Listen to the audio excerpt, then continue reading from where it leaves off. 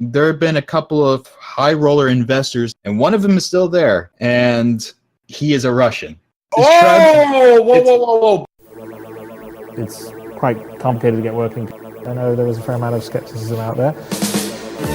You really gotta earn the belief. The game wasn't built. Haven't had an opportunity to work on them, but they are in the works. Refactor them, change things out, retrofit it, refactor them, refactor them. People program things. This is bullshit. Star Citizen ARGcast, episode 9. This is your virtual captain speaking. I'm sitting here again with Dapper Don and Bootcha. How's it going, guys? It's doing great. How about you? Doing well. I'm all right. We're chatting here about the upcoming dinner with Christ Roberts. And earlier, well, you mentioned in your video that there's a rumor, and I love how you stated it is a rumor. You're very clear about it, that maybe there's going to be some shares of the Cloud Imperium Games Corporation or one of their many children companies being sold at that time or being offered. You got what's your guys' take on that? Yay or nay? It sounded to me like Bootcha was a nay. I'm going to say it's a yay. You wouldn't. Very plausible. Well, actually, you know, in the Sunk Cost Galaxy video, how did you say it? Nothing surprises me from a company that will charge you $10,000 to get access to an in-game luxury bar. Yeah, I think that says a lot about it. That was beautifully delivered. The nothing surprises this thread at this point. Land sales, that was a very fun 2 or 3 hours there, but and then the tank. Many were not surprised by it. Yeah, I mean, I think a writer actually over at PC Network or something like that. I think he used to work at Kotaku UK. I'm blanking on the name right now. I think it was a recent article where he talked about sort of like, I made the call that they'll actually start selling Spaceland, and actually went back and checked. It's like, yeah, he called it before any of us did. Yes.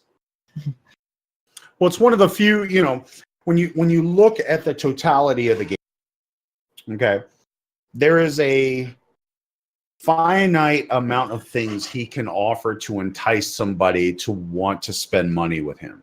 Okay.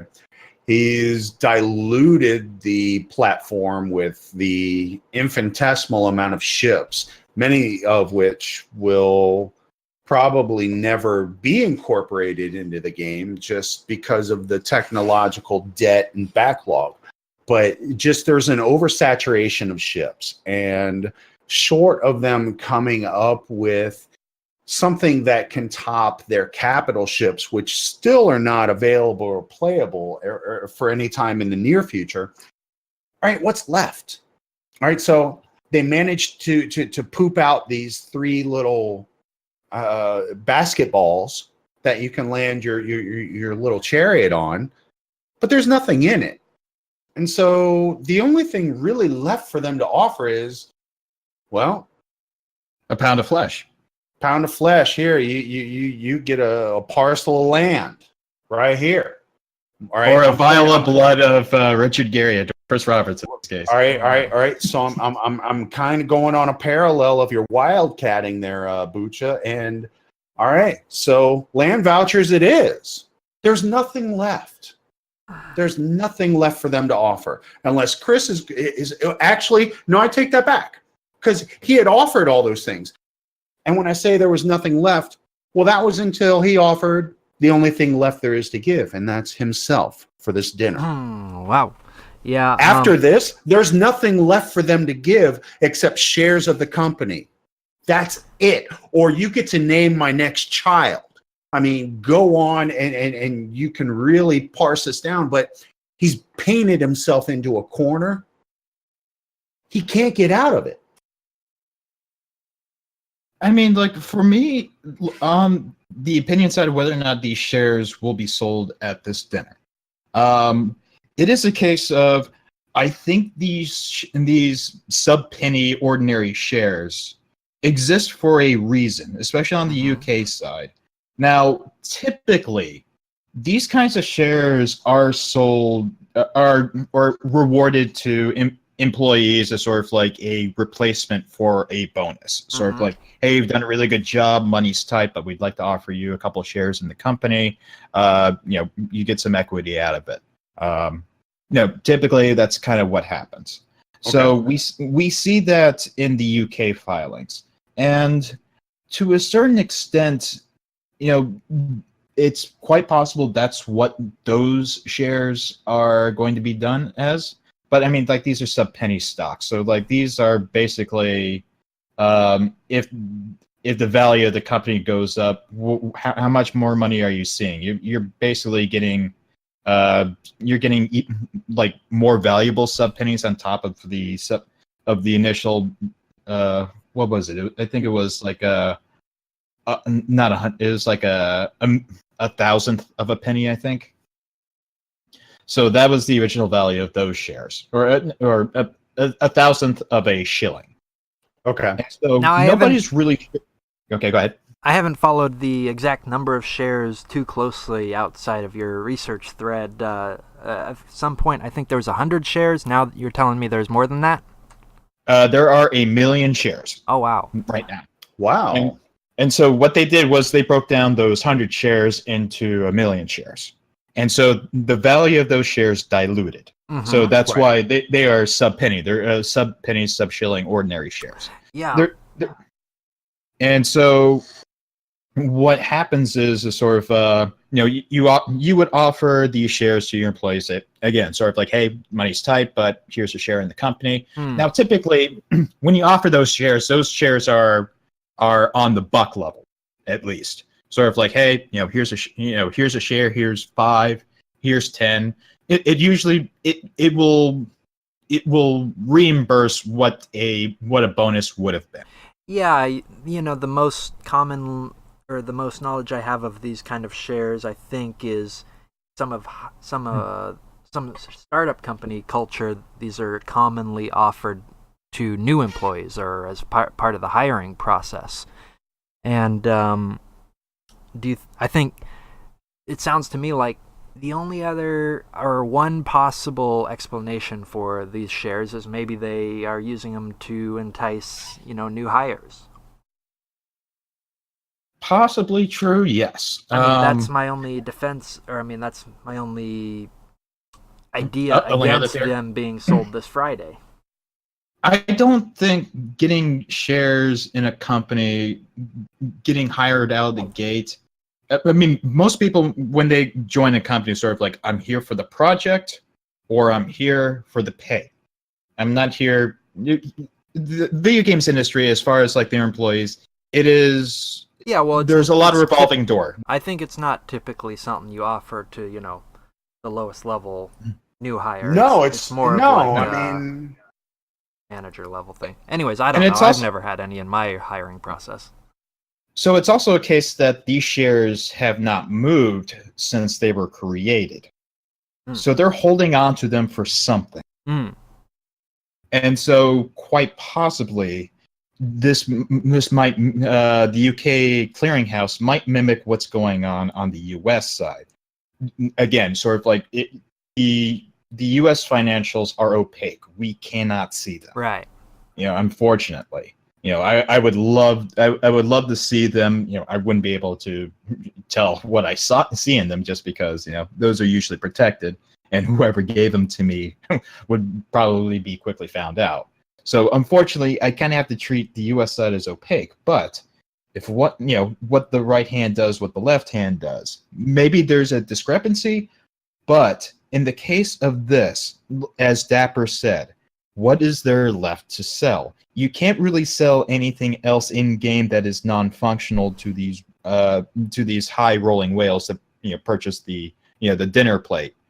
And at a certain point, that's not what those whales are really interested in. They're not. I would say those whales are not interested in more in-game assets. They kind of already have everything that they want. Right.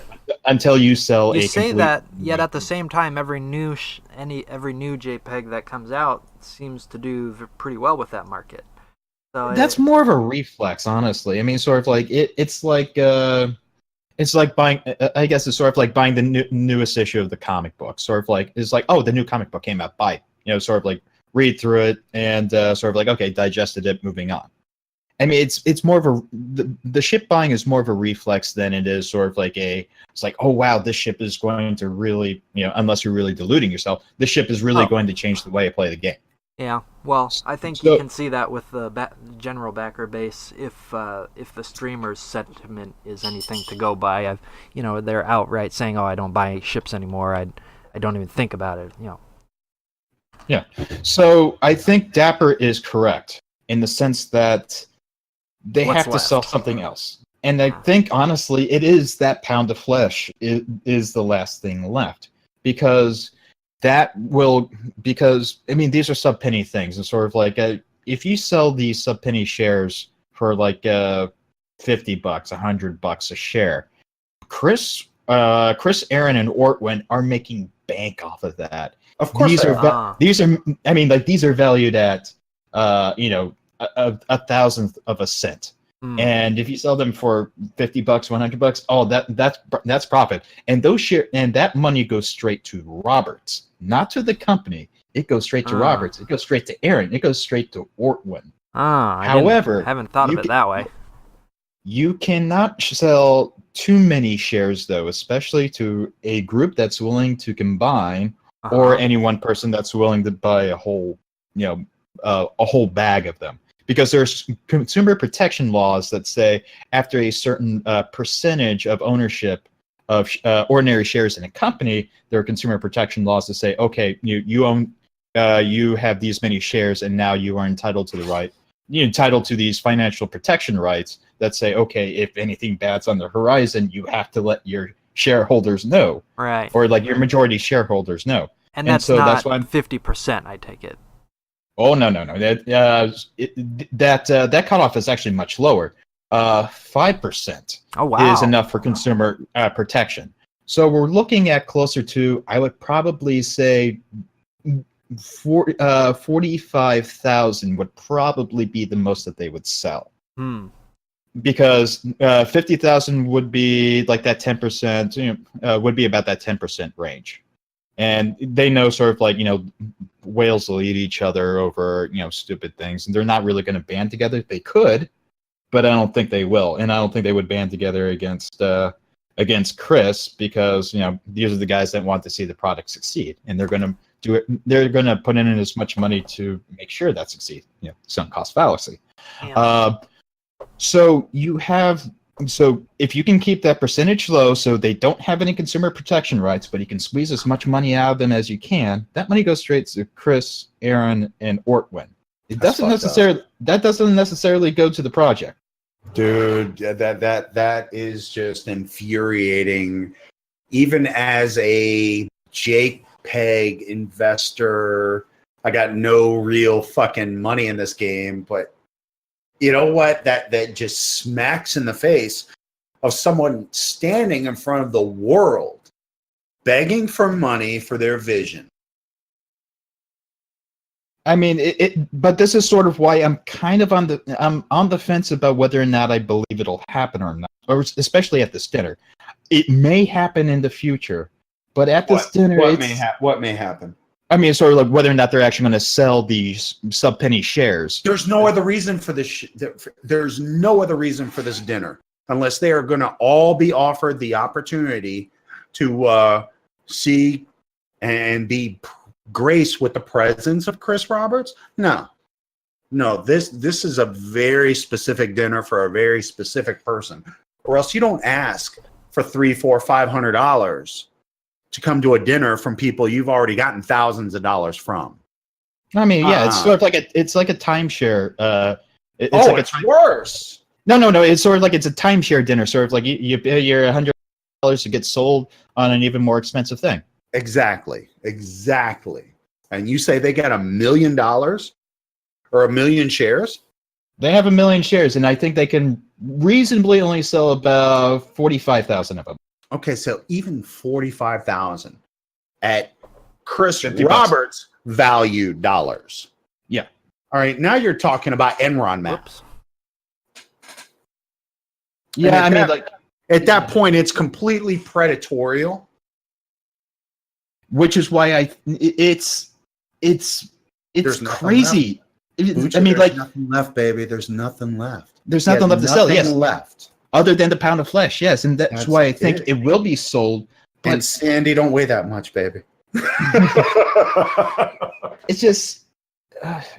I know it's hard, man. No. It's just like it's hard. It's hard to think. It's just sort of like, are they really that brazen? Are they willing to go that step into a legal quagmire of like, okay, now you're selling shares based on a promise that you may or may not actually be able to fulfill, or even knowingly know that you can't fulfill.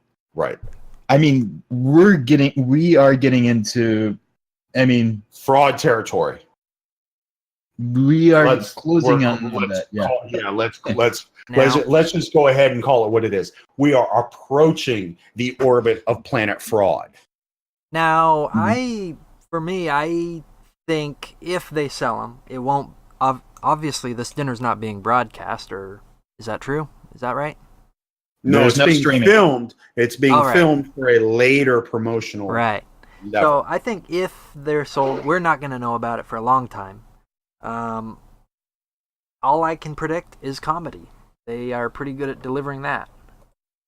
All right, so they are Oops. gearing up for CitizenCon, right? And when is that?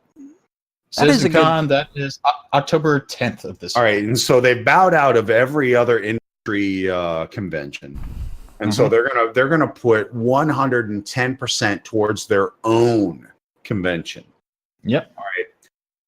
This coming, if you look at their the road to CitizenCon video, where oh God, we tried so hard. Yeah, to get the This- Squadron 42 vertical Right. slice. Yeah. And you can see that video was taken long before. It wasn't just done on the shot of a hip. So this video is going to be used for.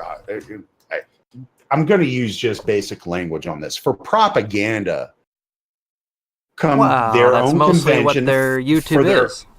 Right, for their own convention to show, look, here is how people believe in us. This is why you need to have faith in us. We need more money. We've not delivered anything this year, even though we said we were going to do quarterly releases. They're tripping on their ball sacks on this alone.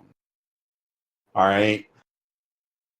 They're Hey. hoping they can limp just long enough to get something like this across to backers, across to everyone.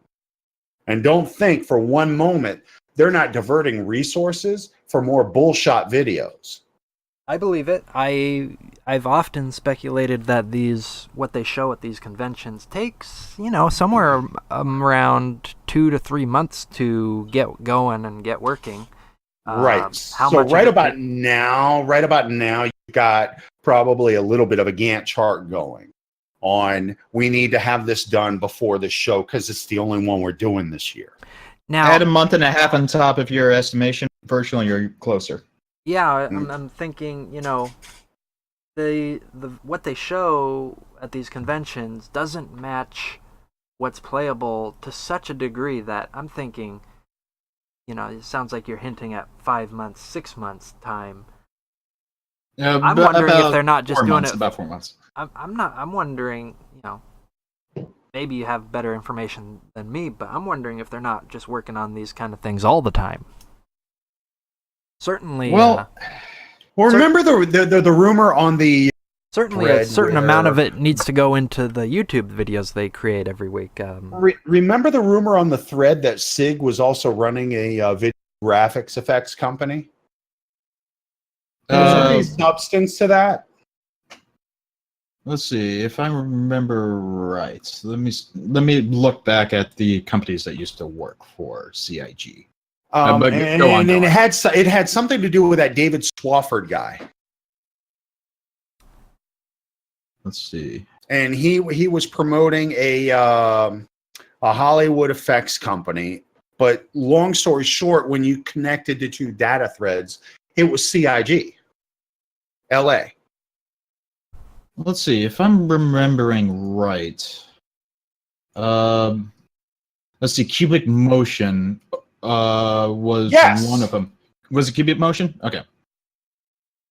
The other one was like Imaginarium, where they did stuff. But Cubic Motion is the one that the Elms brothers are actually connected to. You remember from Chapter 3, The Gang's All Here, the Elms brothers do play a part in this. Yeah, because no gaming studio, not EA, not any of them, have mocap studios. They outsource that shit, or they have such a vast library. I mean, you're going to be hard pressed to find a human position they don't have a mocap in. Right. Okay, so let's see. I'm looking at my theory on this. I hate to jump this in, but I really want to. My theory is this: all the money that was wasted at the Imaginarium, right? One of the things that they took away from that, and knowing how garbled all that data was they looked at just, well, from the typical DIY aspect of, if I buy these cameras and these sensors and this computer, then therefore by virtue of owning these things, I should be able to hone my process down and save a bunch of money. Except you're doing it as by the seat of your pants.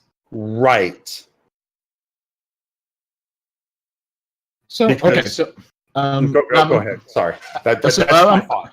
Okay, so like I'm looking at who could have been working on like the extra special effects. So like Cubic Motion is one.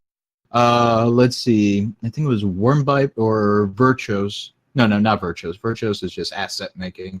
Wormbite, I think, does special effects.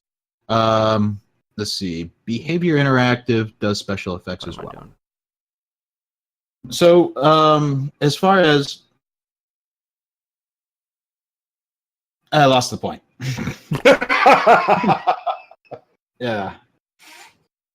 Well, I mean, I guess like kind of looking back, is sort of like going back to CitizenCon. I guess that's sort of like the original point that we're going over. Is sort of like, what are they going to have to show? I mean, pretty much at this point, they're going to have to show what progress they have made from the promises at the beginning of the year, saying, okay, we've stuck to this.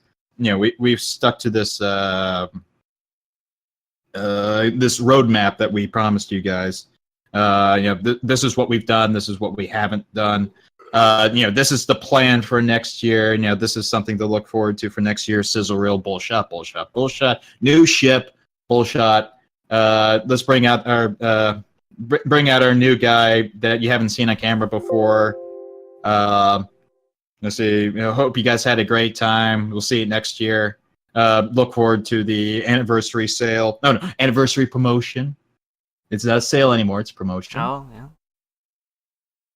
But, I mean, I don't know what to expect from this year's CitizenCon. I mean, it's very far away. We still have a lot of the year to figure out what they're actually going to talk about. But in the meantime, sort of, I guess a question proposed is, how many whales does it take to float a boat? I mean, so I'm showing this pie chart at Virgil, if you want to put it up on the screen. So this pie chart that I've given you guys, the active RSI title distribution as of January 2017. Okay. So this is a breakdown of one of our data metrics guys who was trying to see what titles were active, what titles were used in the old site. Now, I don't think I've ever seen this spectrum on the Star Citizen thread of Something Awful. Is this somewhat of an exclusive? Or did he make this for you personally, or did I just miss it? Let's see. Now, he didn't make this for me personally, but this is not an exclusive sort of. This is an OPSEC. Okay, I remember some chat about this. I thought you asked him for it on Discord, and I must have just missed it in the thread. But for our audio listeners, let me just describe it here real quick. We've got kind of a Pac-Man looking thing where 75% of the back of... Okay, the thing is titled Active RSI Title Distribution as of January 2017. So this information is probably before Spectrum launched, Yes. because that was when it was collectible. And it looks here like 75% of the chart is dedicated to civilian, or civ. And that's basically what you got. And then there's, all their other tiers of subscribers or whatever, backer. And it kind of just makes up the other 25%. Anyway, sorry. This is primarily for audio listeners, so I didn't want them to miss out. Okay. So we look at here, I mean, we've talked about, just how much a whale, we've theorized about just how much a whale has to spend to make CIG its, 36 million a year budget, or its capital that it needs to operate. So we're at this chart is sort of like the civilians, many of them haven't paid, but most of these people are people that have bought a basic package. This is the core of the consumer audience right here. So the big Pac-Man guy, that is that's the majority of everybody. But then you start to see, the thinner slices of the pie saying, okay, I put in $100, I put in $200, 250, 1,000. That's when you start to get into, let's see, a High Admiral, Grand Admiral, Space Marshal, Wing Commander. Wing Commander's $10,000. Completionist, the $15,000, get all ships except you don't get all ships package. And sort of, you look at this and sort of say, okay, imagine for a moment, and we're going to do a little bit of math on, let's say, all those civilians, that 500,000 civilians are the ones that bought the basic package. So let's just round it out to 500,000 times $40 each. Right. So we're looking at a total of about 20 million.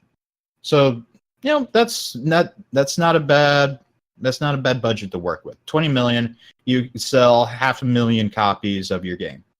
It's not bad. It's not Star Citizen good, but it's not bad.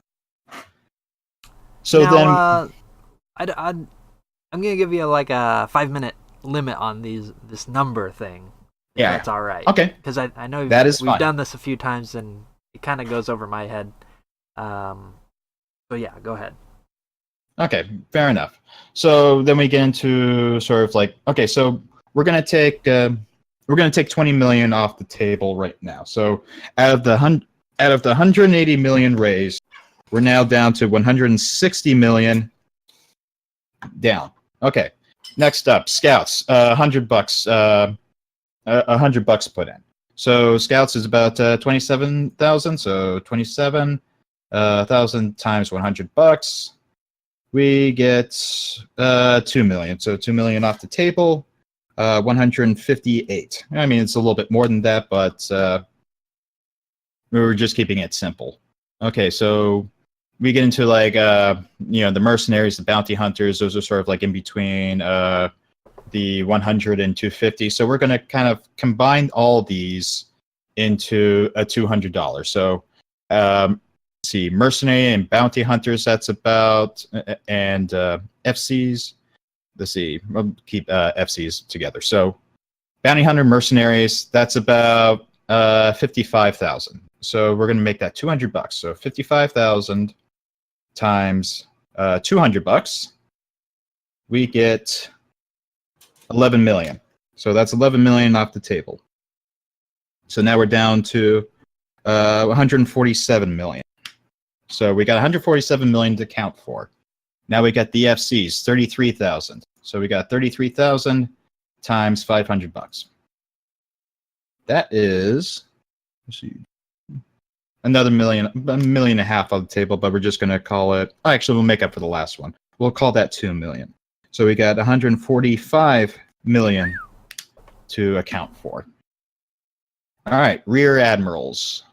Probably another $500. I mean, we're sort of chip away, but as we get into stuff like the completion, let's say the Wing Commander packages, there were about 250 Wing Commander packages, and that was $10,000 each. How much is that? That's another $2 million on its own, but that's for only 250 guys. So let's call that 143 completionists. I mean, sort of like what we're starting to see is obviously this is an incomplete data set. There's going to be a lot more millions because we're not chipping off nearly as much as we should be. So obviously we have an incomplete data set. Again, the funding tracker is very opaque, and the forums don't allow us to actually data mine to see what is actual. I love that open development. I mean, but the question becomes sort of like how many whales does it take to float a project? I mean, obviously the majority of your audience is only spending $40, and that only gets you the $20 million. Where's the other 160 million coming from? Exactly. And so that's sort of why, kind of leading back to going back to, the cold lunch and hot air dinner that they're doing on May the 4th. These are the guys. I mean, sort of like, from my perspective, like there have been a couple of high roller investors that had more money than me invested in the project, and one of them is still there. And like he is a Russian, and like it's like this. Whoa! Back Any that collusion? up about 3 sentences. Back that up about 3 sentences ago, buddy. Yeah. Well, I may have asked you this before, but I mean, we know about a few different loans going to Cloud Imperium. I'm reading a little bit about Russian money laundering because Chris was desperate. So we're looking. I don't think it's quite on the level of the Russian collusion. There is known a Russian that has put a stupid amount of money compared to me. And it sounds like maybe you've talked to this individual at some point. They have kept the investors separated from each other because the last thing you want is your investors to start asking you questions. That's what Roberts tried to avoid the first time, and what he is avoiding trying to do now. Again, you don't want to give a group of people a consumer protection share percentage in your company. You want to keep them just under the limit where they can't do anything. It's tragic that this could have all been avoided so easily if a game was being made. I struggle to see evidence of a game being made sometimes here. I mean, yeah, it's just sort of. I mean, sort of like I float this to like listeners and ourselves as sort of at a certain point. I mean, is that funding tracker reliable?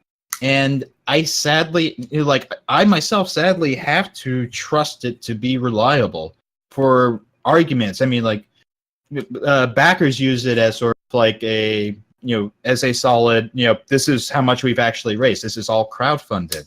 And I kind of have to take CIG's word for it when I try to look at it and say, okay, where's the money actually coming from? And then you start to see little gaps in the crowdfunding tracker, sort of like, when I got out, where was the negative number? Certainly didn't happen that day. I mean, like you could say it's like, oh, it was spread out over a couple of days. It's like, no, that would not have covered those couple of days. Those couple of days still would have been negative. But I mean, with that sort of stuff, it's sort of like, okay, well, we can't trust the funding tracker. Then what can we trust?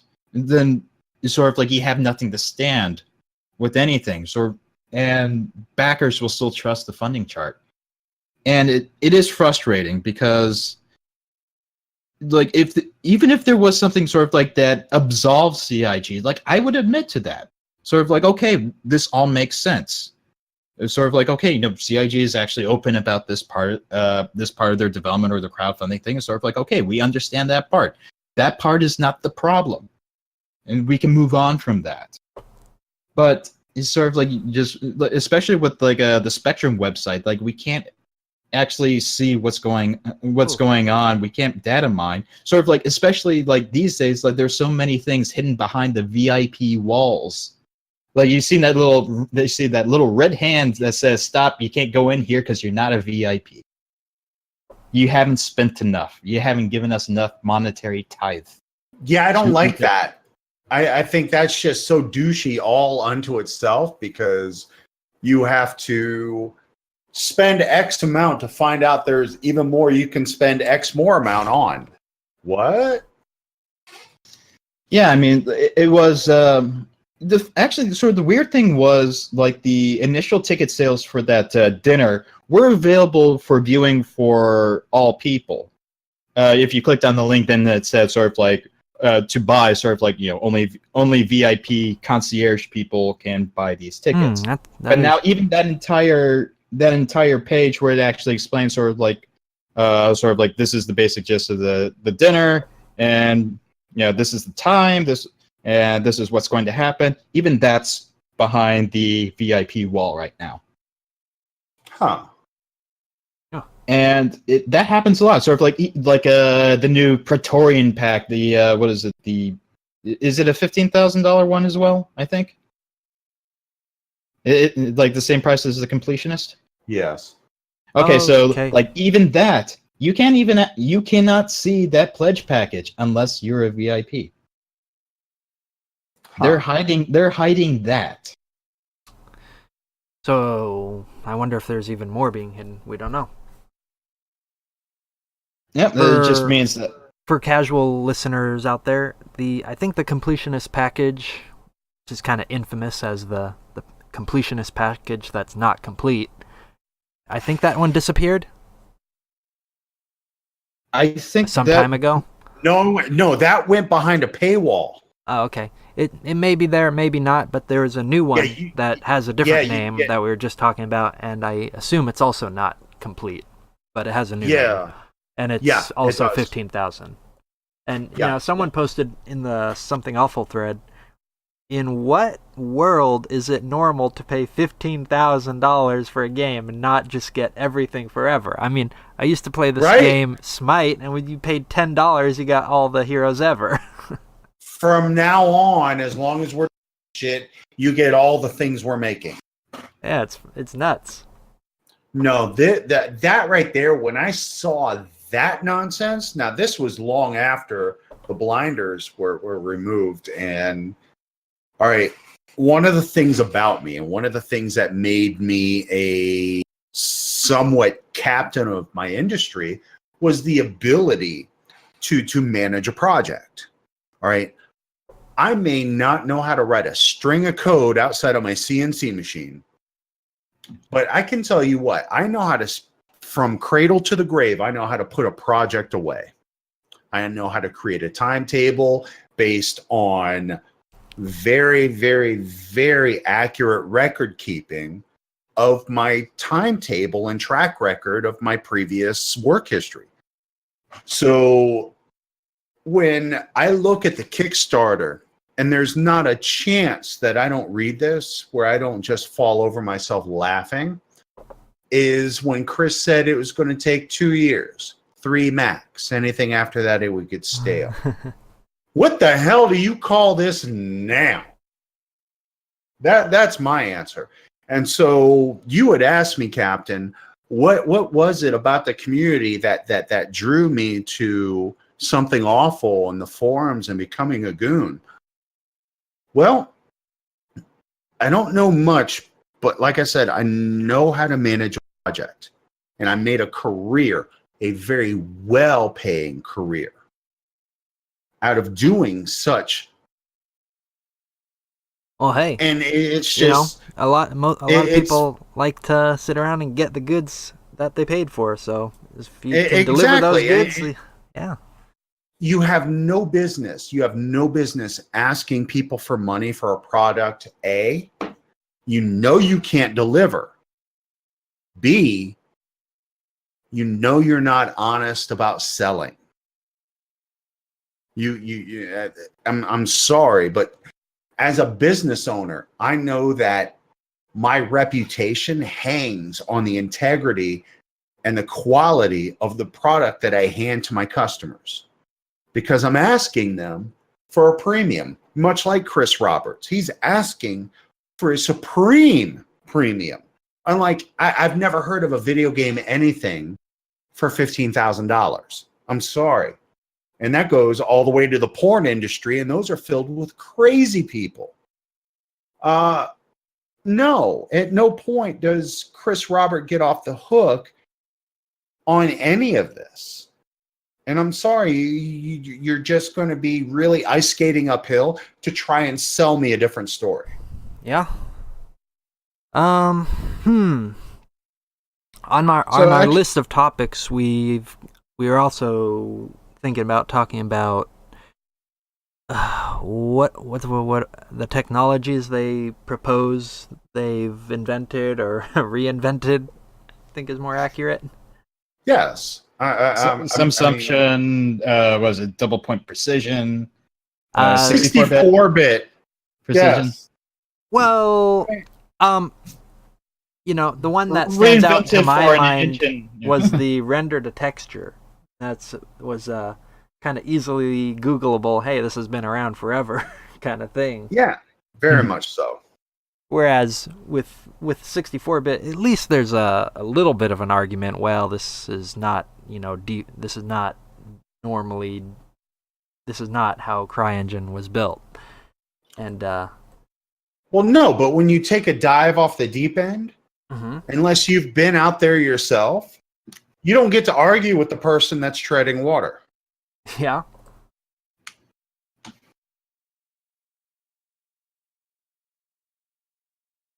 I mean, I think I am still curious to hear more about that Russian-Becker and some of the others that you maybe knew about. Is there any? I've commonly thought about. Are there any angel investors out there? Like, well, the thing is, on the Megabytes? thread, they've always joked about the Swedish mafia. Mm-hmm. All right, I mean, the Gizmondo connection, yes. right. So to really discount the Russian mafia, because they're forever throughout the internet fucking things over. Pardon the language. But at what point do we say, all right, the rich money laundering fertile ground there is? I mean, quite honestly, I mean, you look at the foundation of everything that Star Citizen is, and if you were to have the inclination to do that kind of dirty work, Star Citizen is very appealing. And for somebody like Chris Roberts, who he likes money, he's not going to say no. And so out of those million shares, I wonder how many have already gone to these maybe less than honorable sources.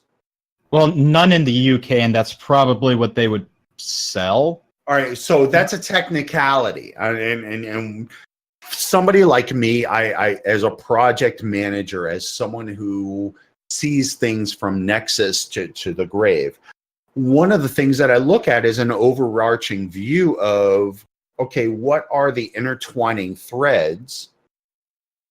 And to me, okay, on a technicality, yes, they can escape their laws of the land there, but at no time does any true villain volunteer their plan unless it's just poorly written. I mean, so as far as sort of like, you know, who the Russian is sort of like, it is a mystery to me. Okay. Because again, Thank as you. I said, Thank you. so again, I want to say sort of like they kept the investors from talking to each other. They kept they kept me in the dark about who else was investing, sort of outside of like the original guys who were actually part of the team, sort of like the guys that put in their own money, and they get a profit sharing and shares of the company because they were part of the original guys. Now, there have been not so much angel investors, but just sort of like angel pledgers. Okay. That have just given dosh after dosh after dosh of pledges. That have. Let's see. Sorry, I lost the thought. So there are guys who have given like just bought pledge after pledge after pledge. And they haven't. Yep. I don't know if I mean, I know a lot of your story, but I don't think I've ever heard it told on how you were actually approached. Oh, the actual thing? Actually, Yes. I wasn't approached for it. I approached Chris. Right. Oh, okay. Okay, so basically what happened... But you knew about it before the Kickstarter because you were in the room with Chris, basically during the Kickstarter original developer announcement. Yeah, well, at that point, what I want to know is how you found out about the project. How I found out about the project. So, as I've said before, I'm a giant Wing Commander nerd. I know more about Wing. Yes, I got a helmet. Yeah, I've got the games. I've got them on my Origin games. I've got them even on physical formats. And so Ben Lesnick was teasing out sort of like, hey, there might be a big announcement from Chris Roberts coming soon. And then, of course, on the Wing Commander CIC site, sort of like, oh, hey, Roberts Space Industries. Who do we know that's named Roberts? And so, the key word was, of course, 42 to get into the special secret site. And that's when they started, I think it was every day or every other day, they were posting some lore fluff, sort of like leading up to 10/10/2012.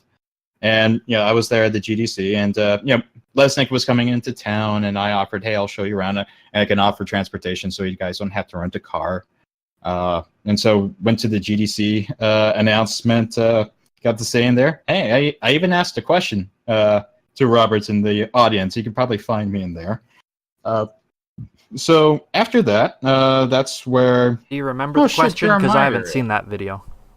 I asked him in a very long form because I hadn't really thought... I didn't think out the question ahead of time.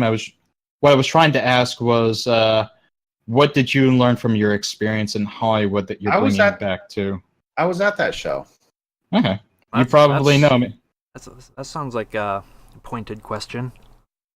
So so I was trying to give him a softball, but apparently he swung and missed because I'm trying to remember the exact response because he said the big thing that he comes back from Hollywood was team management practices. Mm-hmm. Or it says like I know how to manage a project. Yikes! And just thinking about that right now, it's just, oh my god! Give him a softball, and he's like, he thinks he hits it. It's just sort of, you look back, it's like, yeah, he swung and missed. This is not a well managed project. Like, you did not learn project management from him. But he accidentally killed the first baseman. Probably. Oh no! He hit his own first base coach. Right. Nice. I mean, sort of. So, in any case, sort of like after that show, that's where in the last Suncoast Galaxy, where I say like I was there when he was shouting at his web developers, and so that night, sort of like the Wing Commander CIC guys were gonna go out with him to the Iron Cactus and sit down and have a dinner with him, and I said, yeah, I'd like to come along. And Ben said, yeah, sure, come along. And I brought my checkbook in my back pocket saying, okay, if Roberts can answer a couple of questions I have about the project, I'm going to break out the checkbook. And if he offers you a ROI, or was that Yes. non? Oh, okay. Sort of like I'd like to be a bigger part of this project than that can be signed over on tax. So, I got to sit down with them, sort of like talked about Crytek modding and sort of like I understand sort of like you were off the project of freelancer just because it took too long. What is the timeline for this project? Because if it goes too long, then there's only so much money that you're gonna raise from this. Little did we know. What kind of answer did you get on that question? There's not too much I can reveal. I can give you a couple of. I mean, so I'll give you sort of like Cribs notes on it. Basically, it was sort of we've already got this demo. We're going to build off of that, and we already have people that we're going to hire from the Starhawk people from Lightbox Interactive. They've recently been laid off. The company folded. There's a lot of good talent in that. We're going to bring them in so we can start production as soon as possible. We're going to have to look for a new office, but that should be taken care of quickly. Let's see. And so basically, I asked a couple of questions and I was satisfied. And also, I was satisfied not in the sense that, these are some of the questions weren't really sensible business questions, because at the time I was still sort of, I had experienced Jesus from this GDC demo, sort of like, oh, this is, drunk the Kool-Aid. So sure. So, watching the perfectly globe. understandable at the time. Concerning that demo, there's been speculation that this was put together by Crytek. It hasn't been. I think the court case kind of tries to spell that out, but I don't recall immediately how factual that is. Do you have any idea who put together that demo? Or how long it took? Let's see. So, a couple of guys that still work there, and a couple of guys that left, who were at Crytek before, were the ones that put together that demo. Right. I'm still trying to piece together the whole timeline of like when was this put together, what part of this. So there's a lot of stuff that I can only sort of like say this is as best I know right now. So the idea that Chris sat down and put together this Crytek mod all by himself is absolute nonsense. He didn't do this by himself. So CGBot, one of his old buddies from Digital Anvil, made the art assets.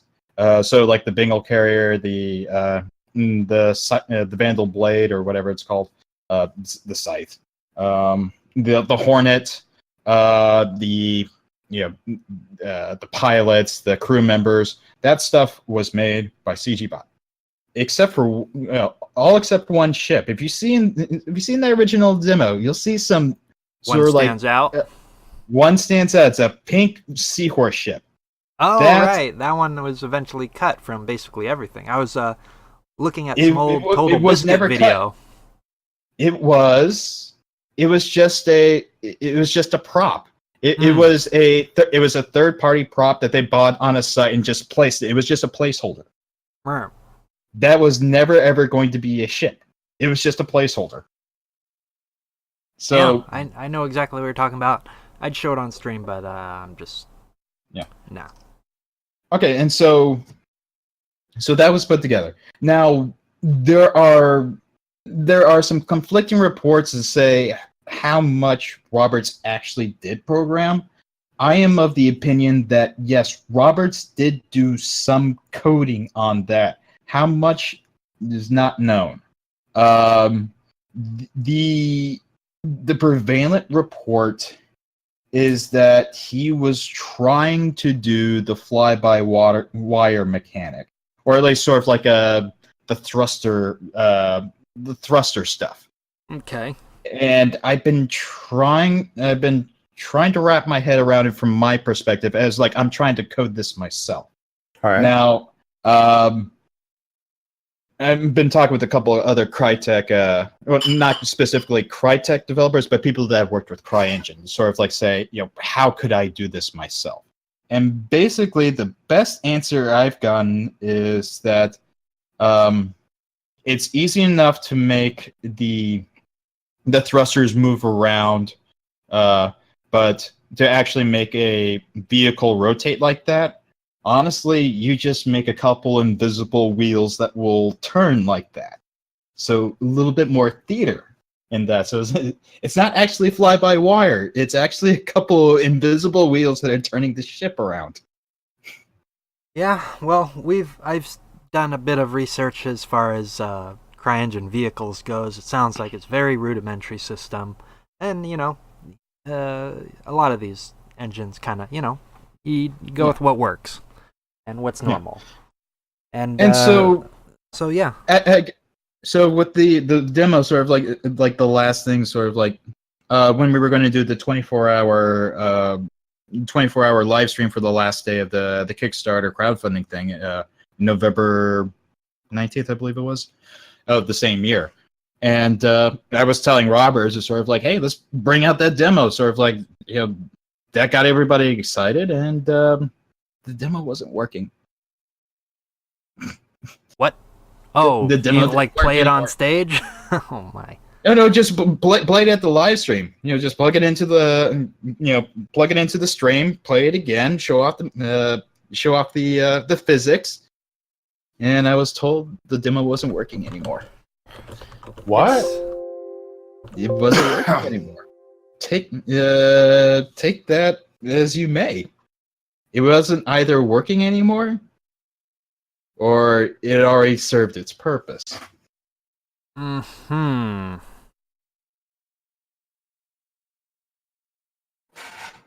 So, I mean, there's now, still a do lot. either of I'm you trying have the to. time? I'm not sure where we are on time right now.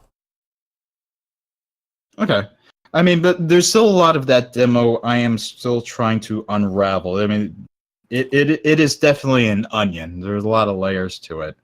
And there's a lot of stories that sort of that say one thing and another story will say another. So it's sort of like it's not so much finding the truth in the middle. It's trying to see what actually corroborates with each other. So I mean, like that's I'll talk about it probably in a few Salt Cook Travesty episode, because that'd be getting very much lost in the weeds. Now, concerning Sunk Cost Galaxy, when I don't mean to put you under A deadline. Deadline or anything, and I don't mean to give you pressure. Obviously, you're just doing these for fun mostly and for documentation, I suppose. But any idea when the next one is? I mean, for me, I don't care. I mean, I guess the polish is nice because you get that big cake and eat it, and it tastes great. But at the same time, it's tough waiting sometimes. Yeah, sometimes you want to eat the cookie dough, not the cookie. I know. As far as the next episode for Sunk Cost Galaxy, I wish I could keep up a once a month for right now, but right now there's a lot of stuff going on that I can't really dedicate a lot of time to. But it's so much like time in editing too. So there is a certain style and presentation that I want to have for Sunk Cost Galaxy. But that is I appreciate why you coming here on the show and just doing off the cuff and chilling here. It's fun. Yeah. So I'm looking. Probably I will probably supplant a Sunk Cost Galaxy episode this month with hopefully 2 Salt Cook Travesties. So you'll learn how to cook 2 things this month. Are you doing the right? And what was the other one? Let's see. We are going to do breakfast tacos and red beans and rice. Okay. But and then hopefully by the next month, my editor and I will be able to start working on production of the next chapter. Okay. I'm just going through the recap thread. There was a post somebody reminded me of, but I forgot what it was. Oh, I'm sorry. I need to look at the mic again. I'm wandering off here.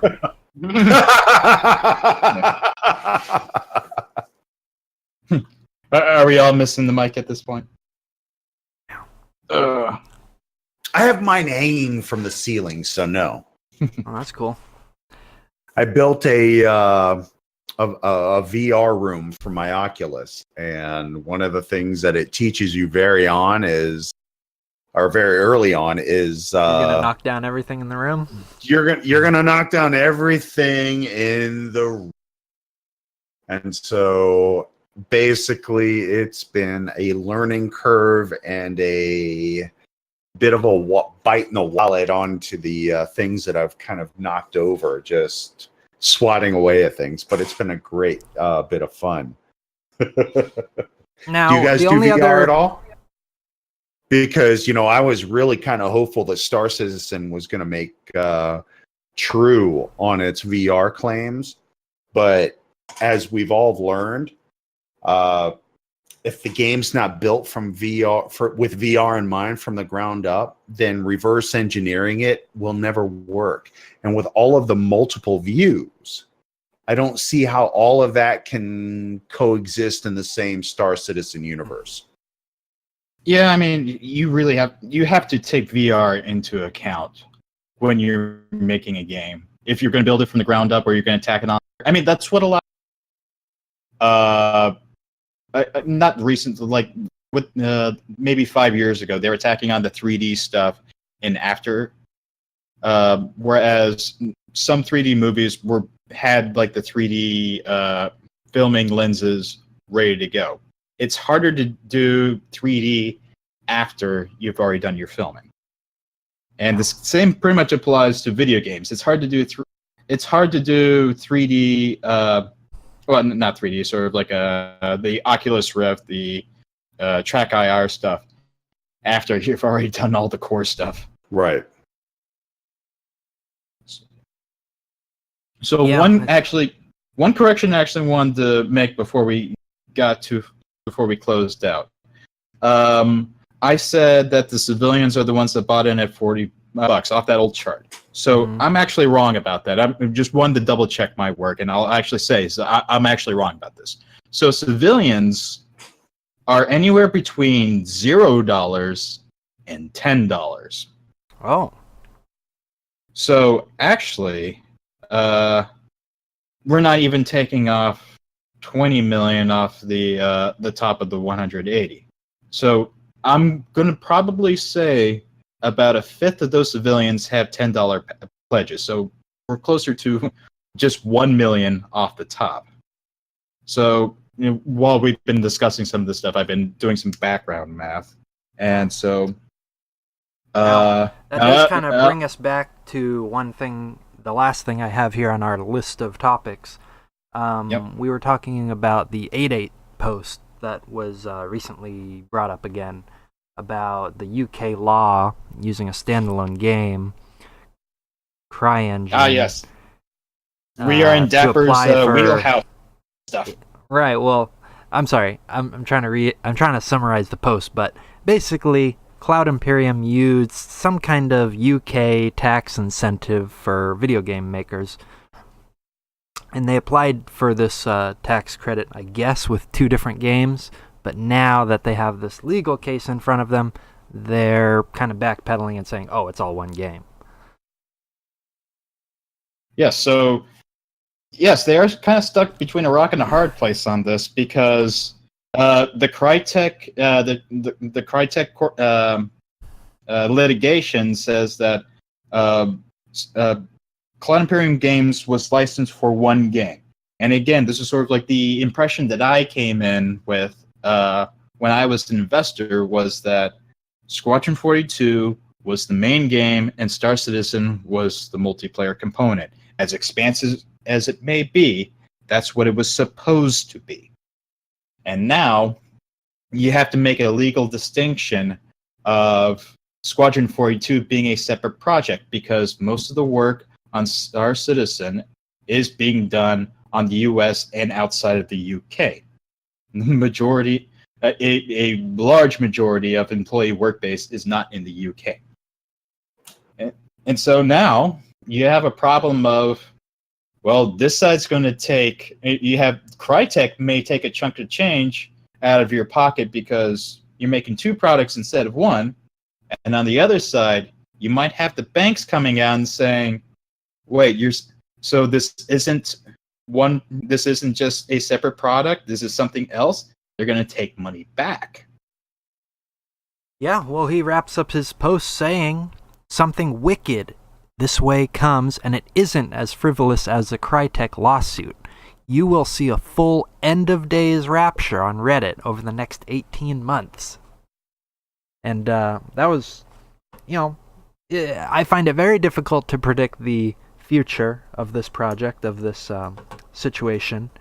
I thought 2017, major cracks going to start showing, and it's going to be going kaput here in 2018, but so far I was wrong, at least for 2017, and it's hard to see all that suddenly happening here in 2018 as well, but who knows? Let's see what happens here Friday. If shares were sold, it could make some big waves, but I don't think we'll hear about shares being sold. I mean, I doubt it myself, but as you so eloquently said in your video, yeah, nothing surprises us. I mean, but it is. CIG has all the rope to hang itself with, and they're making some very pretty nooses these days. Yeah. Yes, they are. Yes, they are.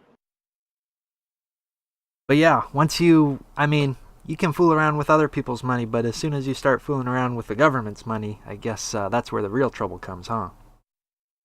Yeah. Well, what is it the producer says? Never put your own money in the show. Well, you always want to put someone else's money. I think we're wrapping up here. We can maybe just chill after the recording ends if you want. Let's go ahead and do the outros. Yeah, I got a couple minutes. What's that? Go ahead and give me your outros. We'll stop the recording here, and we can just kick back for 10 minutes or something. Okay. Well, this is Bootcha reminding you that, yes, you can be wrong, and it's never a bad thing to say you were wrong. This is Dapper Don. I want to thank everybody for taking the time to listen to everything we had to talk about, and hope to talk to you again soon.